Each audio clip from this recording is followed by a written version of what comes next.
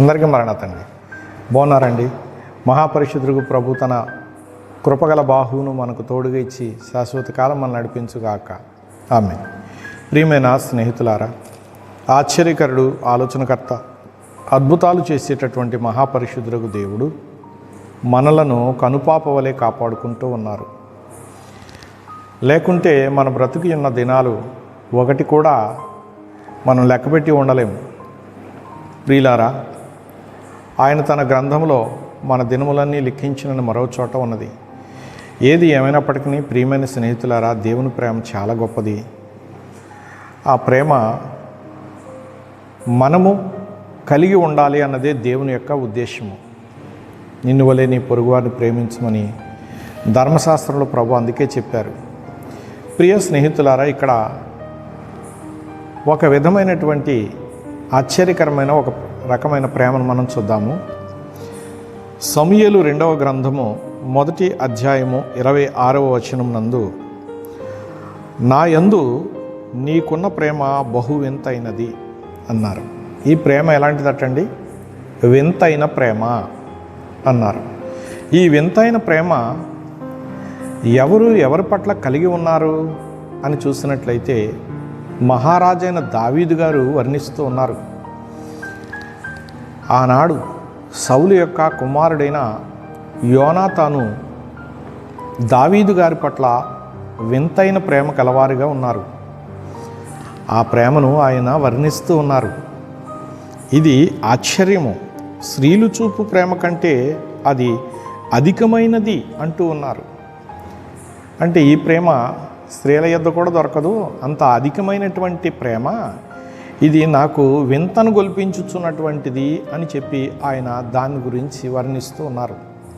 ప్రియమైనటువంటి స్నేహితులారా, దావీదు గారు ఈ రీతిగా యోనాతాను చూపించినటువంటి ప్రేమను వర్ణిస్తూ ఉన్నారు.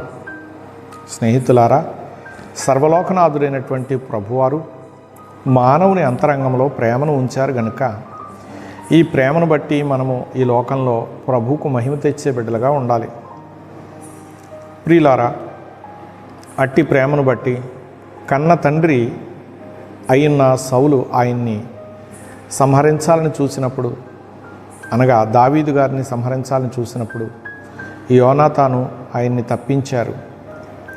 ప్రియులారా, ప్రతి విధమైనటువంటి సమయంలో కూడా యోనాతాను దావీదు పట్ల ఎంతో ప్రేమను చూపించిన వాడుగా ఉన్నారు, స్నేహాన్ని చూపించిన వారిగా ఉన్నారు. అన్నింట్లోనూ మరి ఎంతో గొప్ప ఆప్యాయత కలిగినటువంటి వారిగా ఉన్నారు. ప్రియులారా, అలాగనే నేటి కాలమందు సహోదరులమైన మనము ఒకరి ఎడల ఒకరు ప్రేమ, అభిమానము, గౌరవాన్ని కలిగి ఉందాం. ప్రభు కోరుకునేది ఇదే, ధర్మశాస్త్రం చెప్పేది కూడా ఇదే. నిన్ను వలె నీ పొరుగువారిని ప్రేమించమని ధర్మశాస్త్రం చెప్తుంది. ప్రభువైన యేసుక్రీస్తు వారు చెప్పినటువంటి మాట, ప్రేమ లేకపోతే వ్యర్థమే జీవితం అంటూ ఉన్నారు. విశ్వాసం కూడా వ్యర్థమే ప్రేమ లేకపోతే అంటూ ఉన్నారు.